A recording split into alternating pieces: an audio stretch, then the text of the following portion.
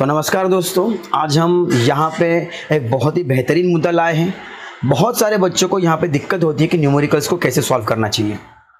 काफ़ी सारे बच्चे ऐसे हैं जो उसे अटेंड नहीं करते हैं। बट आपको ये टॉपिक समझना होगा कि अगर 40 मार्क का आपके पास पेपर है, उसके अंदर रिएक्शंस भी आने वाले हैं, गिव रीज़न भी आने वाले हैं, न्यूमेरिकल्स भी आएगा, डेफिनेशंस भी आएंगे, एमसीक्यूज भी आने वाले हैं, कोरिलेशन भी आएगा। तो इसलिए आपको कोई भी चीज़ छोड़नी नहीं है, क्योंकि हम ये सोच रहे हैं कि आपको किसी भी हालत में 40 में से 40 मार्क मिलने ही चाहिए। तो उसके लिए हम लोग एक एग्जाम्पल लेकर आए हैं। उस एग्जाम्पल के तहत हम आपको ये बताएंगे कि किस प्रकार से समय को बचाते हुए आप इस न्यूमेरिकल को सॉल्व कर सकते हैं। तो चलिए आइए हम लोग एक न्यूमेरिकल सॉल्व कर लेते हैं। Mass of the earth is 6 × 10⁻24 kg। The distance between earth and sun, distance की बात कर रहे हैं तो कितना हो जाएगा आपके पास 1.5 × 10⁻11। तो इसका मतलब ये होता है कि सेंटर में आपके पास कोई चीज़ है और उसके इर्द गिर्द कोई चीज़ घूम रही है। तो ये दोनों के बीच का जो डिस्टेंस है उसे हम लोग डी कहते हैं। और हमारे पास अगर ये आपके पास सन है तो आपके पास ये हो जाता है आपके पास अर्थ। तो उसका मास तो दिया हुआ है, उसे हम लोग कंसीडर करते हैं m1। और आपके पास सन का क्या हो जाएगा मास बच्चों, m2। If the gravitational force, ये आपको पहले ही बता दिया गया है कि अगर कोई दो ऑब्जेक्ट है तो ये पहला ऑब्जेक्ट इसके ऊपर फोर्स अप्लाई करता है, दूसरा ऑब्जेक्ट पहले पे कर देता है। जैसे कि जहां पे आप बैठे हो वहां पे आपके पास जो पेन है वो बुक पे फोर्स अप्लाई कर रहा है, जो बुक के पेन पे फोर्स अप्लाई कर रहा है। यही न्यूटन्स के लॉ ने आपको समझाया हुआ है। तो आपके पास F मिल गया है। अब आपके पास दूसरा दिया हुआ है कैपिटल G, जो कि होता है आपके पास ग्रेविटेशनल कांस्टेंट, जिसकी वैल्यू तय है जो है 6.7 × 10⁻11 न्यूटन मीटर स्क्वायर पर kg स्क्वायर। हालांकि ये कांस्टेंट नहीं रहती है हर जगह पे, फिर भी इसको माना गया है क्योंकि ये पोल पे अलग होती है और ये इक्वेटर पे भी अलग होती है, सारी ही जगहों पे अलग होती है। तो उसी हिसाब से हम लोग ने इसको कांस्टेंट माना हुआ है। डायरेक्टली फर्स्ट ऑफ ऑल आपको ये ध्यान रखना है कि आपको लिखना है सबसे पहले गिवन के आपके पास होते हैं हाफ मार्क्स। वो यहाँ पे मैं नहीं बताऊंगा क्योंकि आप सामने ही देख सकते हो। आपको मास लिखना है, डिस्टेंस लिखना है, आपके पास फोर्स लिखना है और आपके पास गुरुत्वाकर्षण लिखना है जो ग्रेविटेशनल कांस्टेंट है। इसके बाद आपके पास आ जाता है टू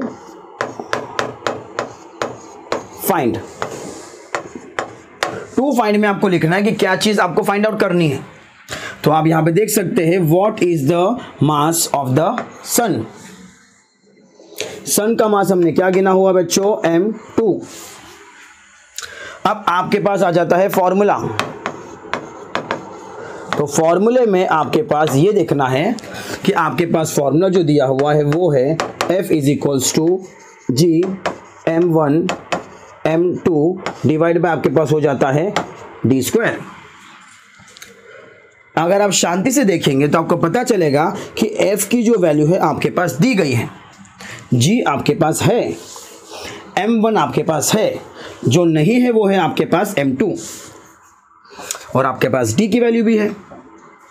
तो अगर आपको ये चीज़ फाइंड आउट करनी है जो कि है m2, तो उसको हम इक्वल्स टू के एक साइड लेंगे और बाकी सारी ही चीज़ों को इक्वल्स टू के दूसरे साइड ले लेंगे।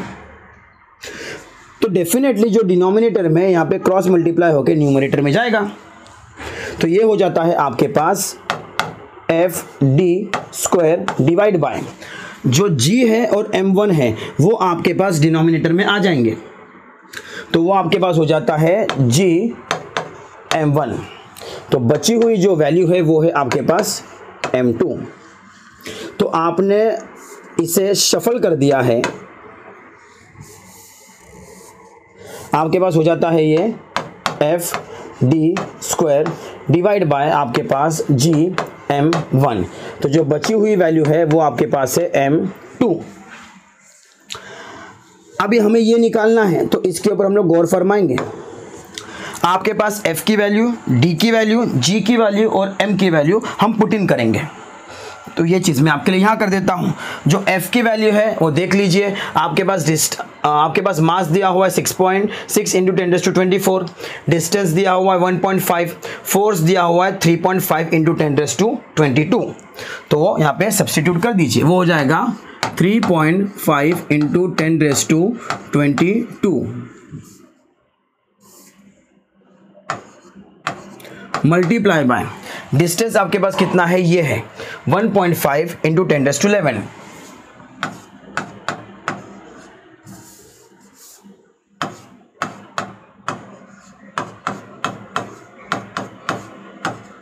और यहाँ पे उसका स्क्वायर था तो हमने उसका स्क्वायर लिख दिया है। डिनोमिनेटर में आपके पास क्या हो जाएगा बच्चों, जी, जिसकी वैल्यू क्या है 6.7 इंटू 10⁻11 मल्टीप्लाई बाय m1 आपके पास जो होता है कांस्टेंट 6 इंटू 10⁻24।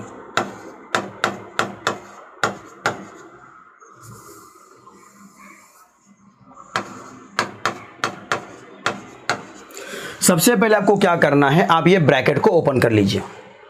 ओपन करते समय आपको ये समझना है कि ये दोनों का स्क्वायर करना है।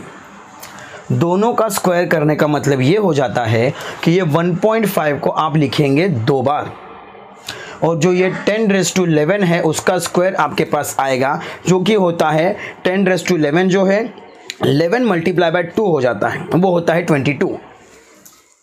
तो ये हो जाता है 3.5 multiply by 10⁻22 multiply by 1.5 multiply by 1.5 multiply by 10 multiply by आपके पास है 10⁻22 divide by 6.7 multiply by 10⁻11 multiply by 6 multiply by 10⁻24।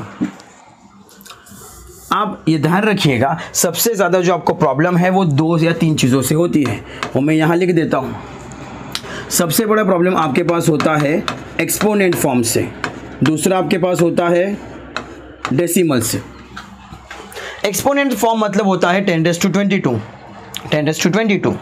जो 10⁻2 के इसमें जो आता है वो आपको प्रॉब्लमेटिक केस है। वहाँ पे आप डर जाते हैं, सहम जाते हैं कि आगे जाके आपके पास ये सारी चीज़ें नहीं हो पाएंगी और इसको आपको किस प्रकार से आगे लेकर जाना है। बट यहाँ पे हम आपके पास बहुत ही सहूलियत वाला आपके पास एक्सप्लेनेशन लाए हैं, जिससे आपका समय भी एग्जाम के अंदर बच जाएगा। और ये चैनल यही चाहता है कि आपका समय बचे और आप वहाँ पे 40 में से 40 लाए साइंस 1 के अंदर। तो देख लेते हैं। सबसे पहले जो एक्सपोनेंट है 10⁻22 10⁻22 दोनों को आपको ऐड करना है। क्यों ऐड करना है? क्योंकि बीच में है मल्टीप्लाई। वैसे ही आपको नीचे वालों को भी ऐड करना है क्योंकि यहाँ पे है मल्टीप्लाई। -11 + 24। तो सबसे पहले जो एक्सपोनेंट को छोड़ के आपके पास जो 2 संख्या है 3.5 1.5 1.5 3 संख्या, उसको आप साथ में लिख लीजिए, जो हो जाएगा इस प्रकार से। अब ये दोनों को जब ऐड करते हैं तो हो जाएगा आपके पास 10⁻44। अब ये संख्या को साथ में लिख लीजिए 6.7 multiply by 6 multiply by 24 plus of -11, मतलब ये माइनस होगा क्योंकि प्लस और माइनस क्या होता है बच्चों? माइनस। तो 24 - 11 क्या हो जाएगा आपके पास? 10⁻13। ये एक पॉइंट हुआ। बट आप ध्यान रखिएगा, जब भी एक्सपोनेंट फॉर्म, इसको कहते हैं एक्सपोनेंट फॉर्म, जब ये न्यूमरेटर से डिनोमिनेटर या डिनोमिनेटर से न्यूमरेटर जाता है तो उसके साइन चेंज हो जाते हैं।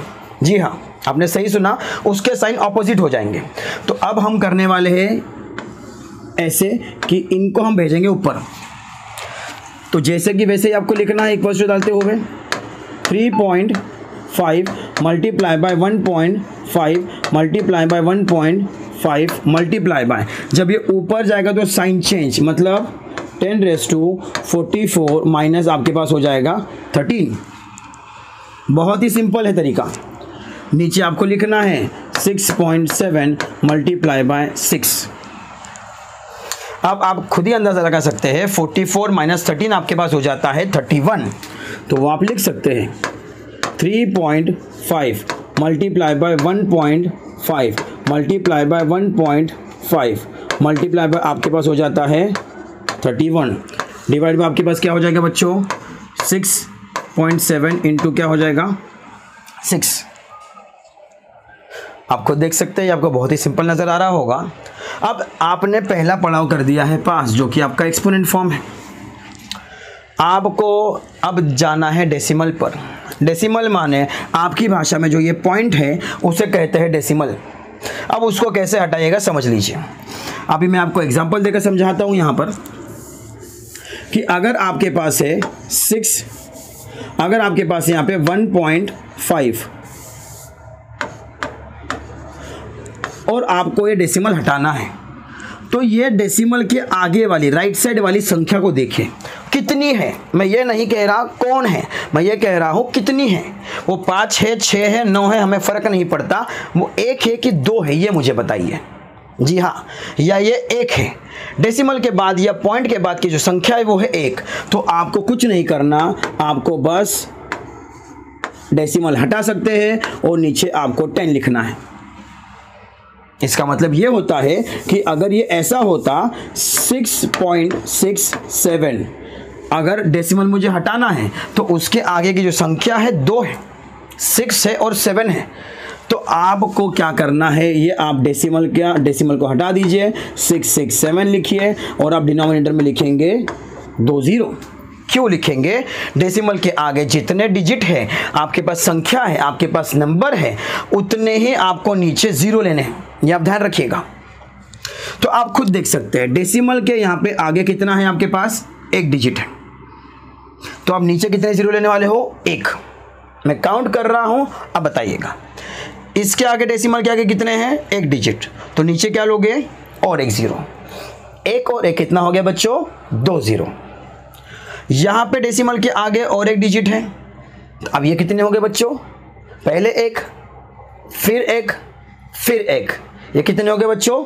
3 0। तो हमें डिनोमिनेटर में कितना 0 लिखना होगा बेटा? 3। और आप नीचे देख लीजिए, नीचे आपके पास है डेसिमल के बाद 1 डिजिट। तो ये ऊपर कितने 0 लिखेंगे हम लोग? 1। तो ये अब क्या हो जाएगा? 3 पॉइंट, अब ये हो जाएगा आपके पास पॉइंट हटाने के बाद 35 multiply by 15 multiply by 15 multiply by 10⁻31 divide by आपके पास 6 7 मल्टीप्लाई बाय 6।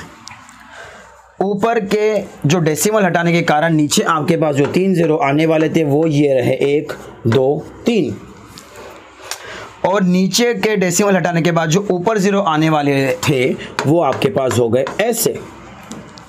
तो आप सीधे सीधे इसको कैंसिल कर सकते हैं। तो आप खुद सोचिए, आपके पास अब कितने डिजिट बचे हैं? आपके पास कितने 0 बचे हैं? जो 0 आपके पास बचे हैं वो है 2। इसका मतलब ये क्या कहला सकता है? इसका मतलब ये होता है कि ये है 10⁻²। अब ये 10⁻² जब ऊपर जाएगा तो बेटा क्या होगा, हमने आपको बताया है, ये हो जाएगा माइनस। तो अब बच्चों ये क्या हो जाएगा? ये हो जाएगा आपके पास ऊपर जाते हैं माइनस। किससे माइनस? 31 से। सो 31 - 2 कितना होता है बेटा? 29। तो आप पूरी संख्या लिख सकते हैं। आप तो संख्या ये है आपके पास 35 मल्टीप्लाई बाय 15 मल्टीप्लाई बाय 15।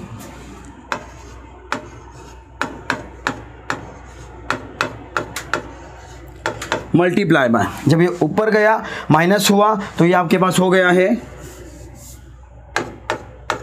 10⁻29, और ये आपके पास क्या हो गया है 6 7 × 6। आप खुद देख सकते हैं यहाँ पे जो पहला जो स्टेप था यहाँ पे कैसे था, दूसरा स्टेप कैसे हुआ।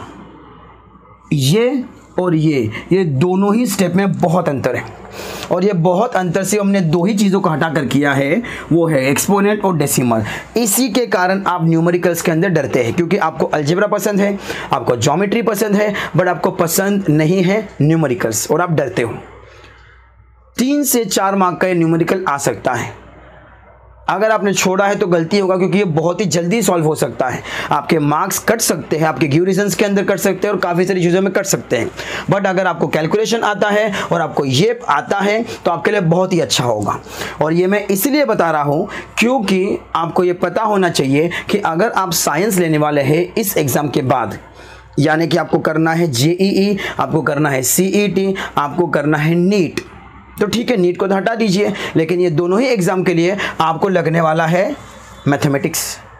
बट हम नीट को कैसे हटा सकते हैं फिजिक्स के बिना?